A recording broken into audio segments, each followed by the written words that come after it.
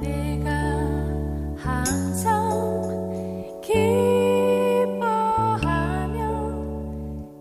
예수의 이름은 기쁨이다. 네, 아멘. 사랑과 열정 두 가지 특징이 초대교회가 가진 교회의 모습이었습니다. 성탄절은 하나님이 사랑의 열정을 가지고 인간의 몸을 입고 이 땅에 오신 날입니다. 그래서 채워진 사랑의 뜨거운 열정으로 세상을 향해서 나가야 되는 선언의 날이 바로 성탄 주일인 줄로 믿습니다. 그래서 결정하는 거예요. 십자가를 내가 지고 주를 따라갑니다.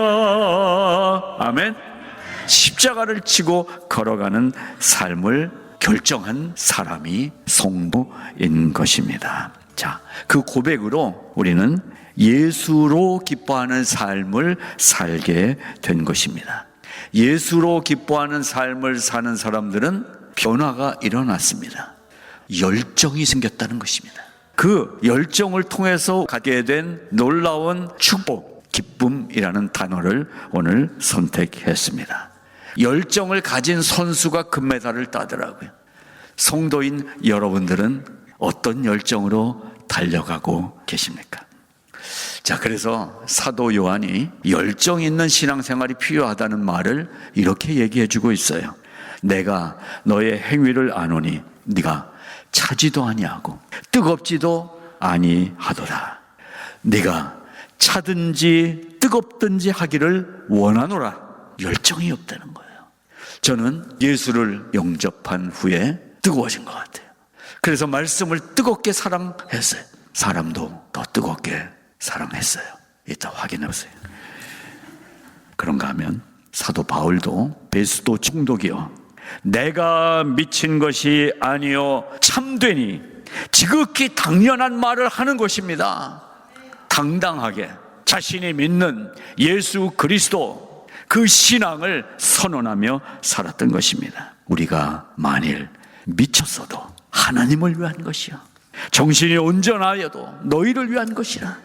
나는 온전히 여러분 한 사람 한 사람을 향해서 복음을 갖고 달려가고 있는 것이다. 미쳤다라는 창피한 단어 아닙니까? 부끄러운 단어 아닙니까? 자랑스러운 단어는 아니에요. 그런데 사도 바울은 미쳤다는 이 안타까운 단어, 어떻게 보면 부끄러운 단어를 완전히 바꿔버립니다. 나는 예수 위에 미쳤다. 여러분, 하나님이 나를 어떻게 보느냐가 중요한 것입니다. 세상이 나를 향해 미쳤다고 할지라도 그 미쳤다는 표현을 내가 바꿔버릴 수가 있는 거예요. 나 말씀에 미쳤다, 찬양에 미쳤다, 기도에 미쳤다, 내가 사람 사랑에 미쳤다. 우리가 정말 복음의 소식을 듣고 정말 예수를 믿는다면 기쁨이라는 이 단어가 자연히 나타날 수밖에 없는 거예요. 주체할 수 없는 내 속에서 솟아나오는 기쁨인 것입니다. 교회를 섬기는 일에 열심히 참여할 때, 복음을 전하는 일에 열정적으로 동참할 때 이 주체 못할 기쁨이 솟아나는 것을 느끼게 되는 것입니다. 오늘 저는 세상의 수많은 이름 중에 가장 위대한 이름인 예수라는 이름과 또 우리가 가진 수많은 감정 중에 가장 복된 감정인 기쁨이라는 두 단어를 양손에 쥐고 설교를 준비하게 됐어요.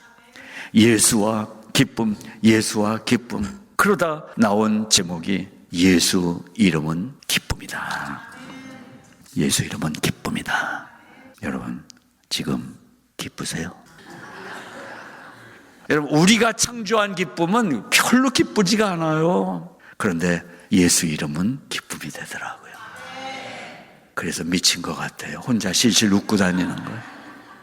계시록이 말씀한 이 말씀처럼 차든지 뜨겁든지 선택할 때 기쁨의 샘이 터지기 시작한 것 같아요. 여러분, 선택하십시오. 냉철하게, 그런가 하면 뜨겁게 열정적으로 이 특화된 기쁨과 열정이 뜨겁든지 차갑든지 결정되고 확인하는 시간이 되시기를 축복합니다. 이 말씀을 묵상하면서 혹시 우리 성도들도 교회는 다니지만 예수님 믿는 훌륭한 인격도 있지만 이 기쁨을 어딘가 잃어버리지 않았을까? 샘솟는 기쁨을 잃어버렸던 것 같다. 그러면 어떻게 해야 그 기쁨을 회복할 수 있지? 어떻게 하면 될까요?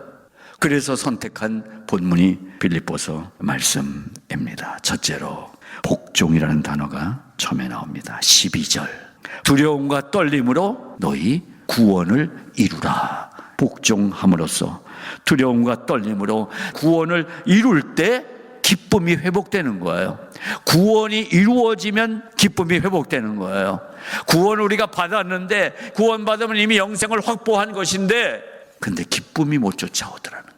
여러분, 내가 받은 구원에 가득하게 담겨있는 내용물이 기쁨인 거예요. 고난을 당하면서도 기쁜 거예요. 아니 뭐 어떻게 그럴 수가. 성경이 얘기해줘. 그런 사람들이 있잖아요. 바울이 그런 사람이었잖아요. 이 빌립보서를 지금 옥중에서 쓰고 있잖아요. 고난인데 쓰고 있잖아요. 저도 그랬어요. 병원에 수술하고 누워있는데 기쁨이 있었어요. 치료하고 몸이 상하고 하는 것과 상관없이 하나님이 주시는 기쁨이 우리 안에 있었던 경험들을 여러분 해보지 않으셨습니까? 이게 성도에게 주시는 놀라운 특권인 거예요. 첫째, 어떻게?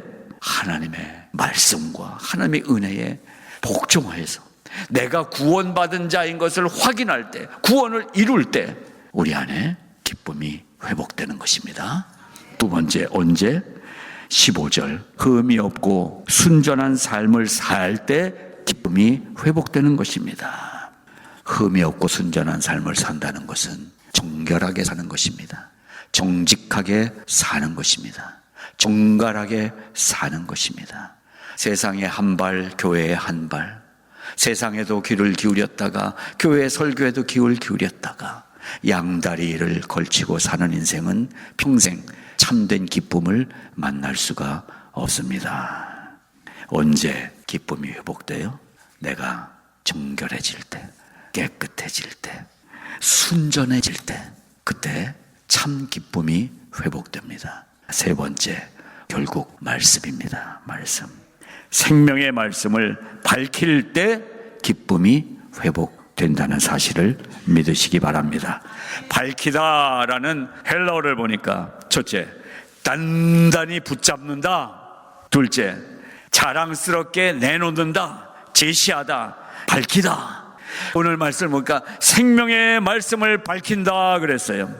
여러분이 말씀을 읽었어요. 말씀을 암송했어요. 말씀을 썼어요. 여러분 안에 그 말씀이 들어왔어요. 그러면 이 말씀을 밝히 드러내야 되는 거예요.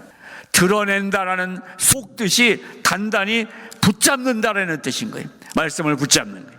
그리고 말씀을 이웃에게 제시하는 거예요. 이 말씀에 이런 뜻이 있습니다.